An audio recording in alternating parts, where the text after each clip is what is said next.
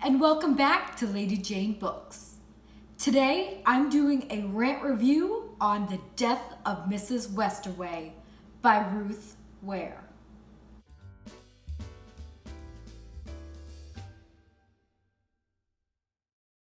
Last month I read The Death of Mrs. Westerway by Ruth Ware, and I had very high hopes for it. I've heard that Ruth Ware books can be very hit or miss, that sometimes the quality is not that great. However, I heard more often that The Death of Mrs. Westerway was one of her best works yet. And I'm thinking, really?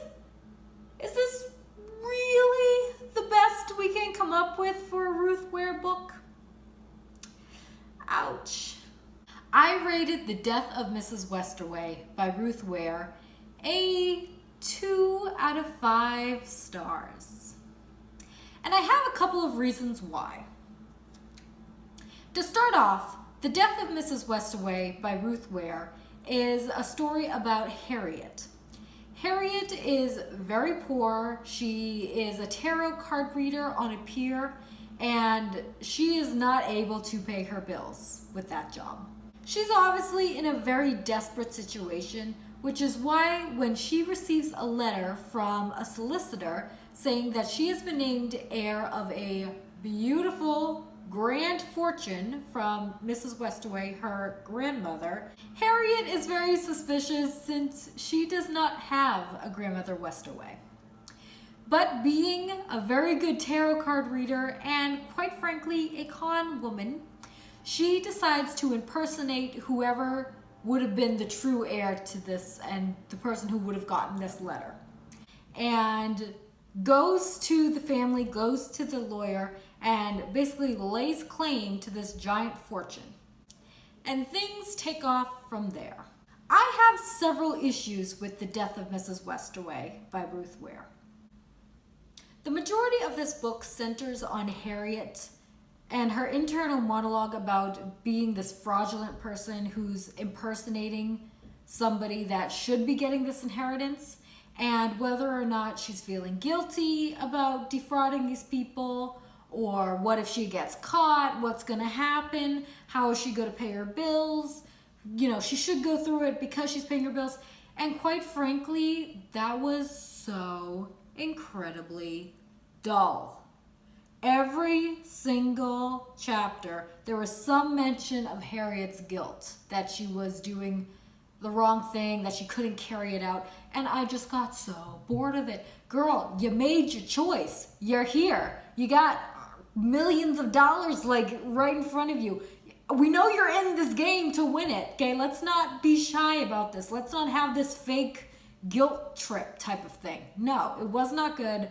I found it really pathetic in a way. No, I didn't like it. And I could understand if the author put it in the first chapter or sprinkled it a little bit throughout the story about how she's feeling guilty about being a fraud. But the thing is that this was just constant. Every interaction, every single moment, it felt like, was Harriet just saying, I can't believe I'm doing this. I'm gonna get caught. Why would I do this? Oh my goodness, what if he sees through me? No, you made the choice. Let's get on with it. Let's get to the adventure. But no, Ruth Ware spent way too much time talking about Harriet's guilt within the story, and I was not here for it. It got very, very repetitive and really boring very quickly. And I'm sad to say that Harriet was the most dynamic of the characters, and that's only because we were in her perspective, and that was because of the overwhelming amount of guilt that she was experiencing doing this operation. But sadly, that meant that all the other characters around her were very, very flat. I personally found them very indistinguishable, and I noticed that Ruth Ware did something where she spent about a quarter of the book just introducing us to Hal and her experience and her interaction with this loan shark and about her desperation and her mindset. And then within the span of a chapter, she introduced us to all of the other supporting characters. And I think she did it because she wanted to kind of confuse the reader and add to the intrigue and the mystery. But for me, it was kind of a cop-out because then she didn't really have time to develop all the other characters. They were all just kind of like caricatures to me, and I couldn't really distinguish who was who and which person was this and what their personality type was. It was very confusing, very overwhelming, which I'm sure was kind of a plot device to reflect what Hal was feeling. But for me, I just found it not great. I didn't care for it. I didn't like it. For me, it just kind of felt like a cop-out. I could not tell who's who in this story, and because of that, I found myself not really caring about the story. The story really didn't pick up until about 70% through it, and I love a slow burn story. I'm all for it. I love a slow, kind of mysterious story. But the thing is that it lacked a lot of intrigue and mystery. So instead of it being a great slow burn, it was just kind of like cold ashes. Not that interesting. And what's problematic about that is that once it did pick up, I'll get into that in a second, I didn't care about the twist of the intrigue because I had just gotten so bored from the rest of the story. So for me, that was a kind of a problem. The twists were also painfully predictable. The sad part about this slow burn story is that things became very obvious very quickly to me because nothing else was happening. So when the author tried to sprinkle in clues, they were not clues. They were just really obvious things that were going on. There was this strange double twist, which unfortunately I figured out by the halfway mark. And to me, when I continued to read it, I was just waiting to be validated that I was right, to be quite honest. And I was right, so that was great, but I felt like I just kind of wasted time. And then when there was the second twist, I found that I just really didn't care because the first twist was not that shocking to me. I thought it was pretty obvious. I really knew what was going on from the very beginning. And also, since the characters were so flat, when there was the big reveal and the climax, it just fell flat because I didn't care at all about any of these characters because they weren't developed. So why would I care about X, Y, and Z if I didn't really feel like that was a real character or anything like that? Just missed the mark. It missed the mark on that one, I have to tell you. The story and the twists were just painfully predictable, and I just felt myself wading through this very slow story just to be proven right. Another big problem that I had with this book was that Ruth Ware really missed the mark with making a shocking twist. And when you think about what happened objectively and you line everything out, it could have been really shocking, like, whoa. But the thing is that we have this main character, we have this family dynamic, and everybody else just is family. So you know that something probably happened, and it took away from the shock factor. I think if Ruth Ware had jacked that up a little bit, maybe made the twist a little bit more deep and made it a little bit more about the interaction between Hal and whoever, it would have been so much better. But looking back, you see like, yeah, that I could understand why that happened that way. I picked up on the big twist really quickly because things are really foreshadowed and not that mysterious when you think about it critically. So it fell flat for me. I didn't care. I kind of already knew. I think she missed the mark of it being really shocking because when you start to think about what the twist actually means, it could have been like, whoa, oh my gosh, girl, did you go there? But because the characters were flat, the book was too slow, and that the climax just sort of fizzled out. It just, no, it missed the mark. It did. It missed the mark, and it's really unfortunate because it could have been so shocking, but I was just kind of like, oh yeah, that makes sense. Yeah, I knew that. I hate having a reaction to that for a book. I really do, especially a thriller that's supposed to be really great. Nope, wasn't for me. Didn't like it. I personally felt like this book could be really improved several different ways. The first one is that we hear that Mrs. Westerway, the lady who is deceased, was a brutal, harsh character.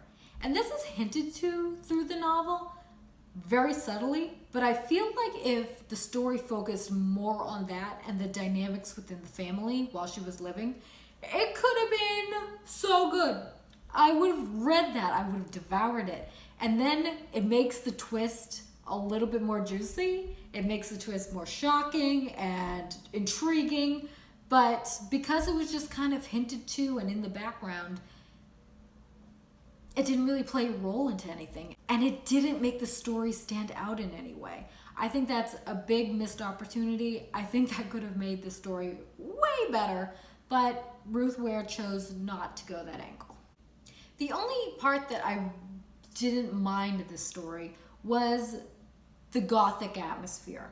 This is supposed to be a really gothic, creepy story about this old house, this family with secrets, and just really like good gothic type of feelings.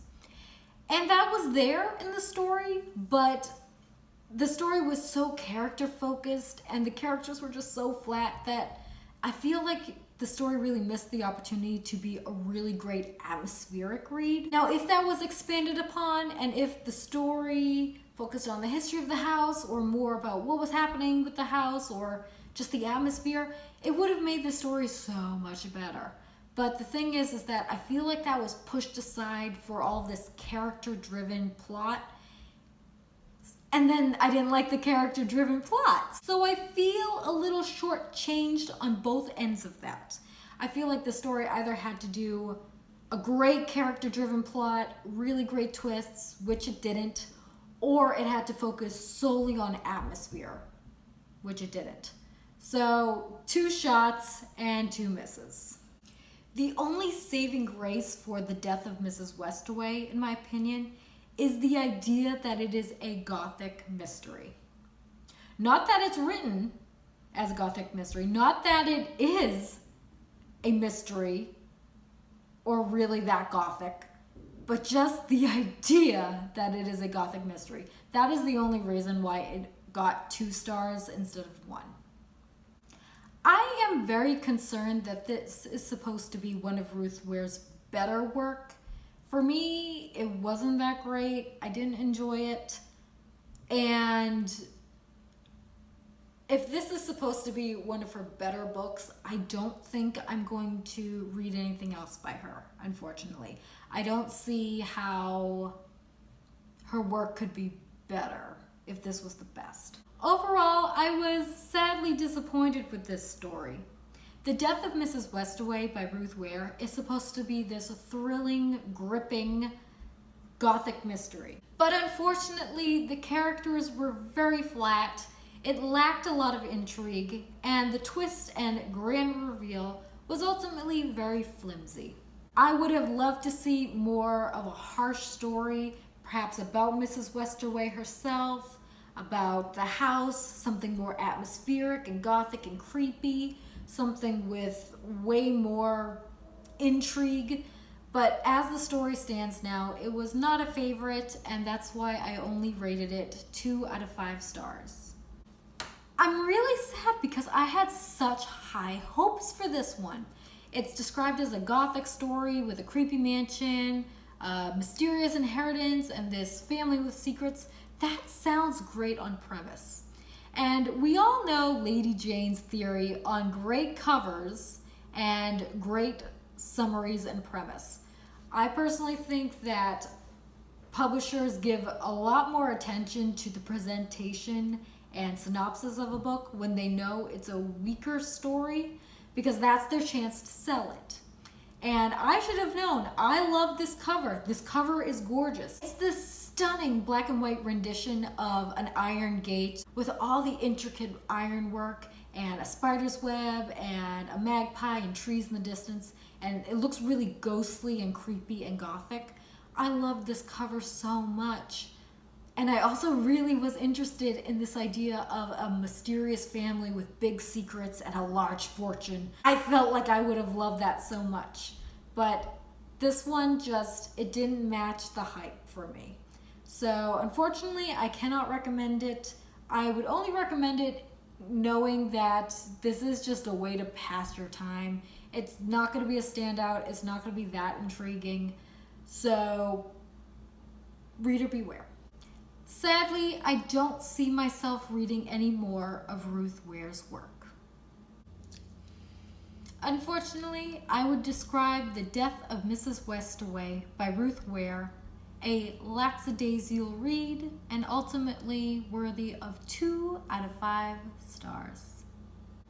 And that's all I have for today. Thank you so much for watching, and I'll see you next time.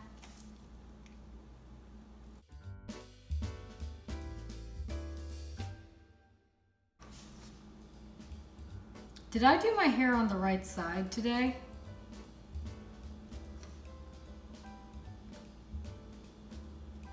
Yeah.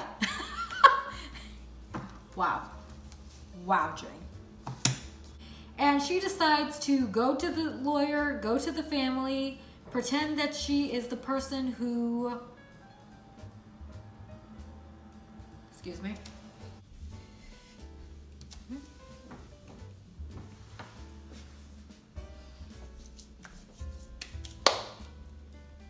I thought someone was at my door, but I'm just hearing things, evidently.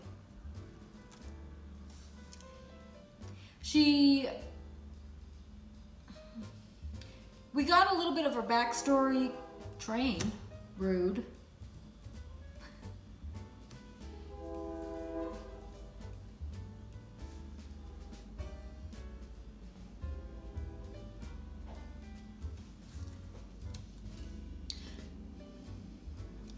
They were just kind of seen as caricatures. The one thing that did redeem this book. So I feel like I kind of got...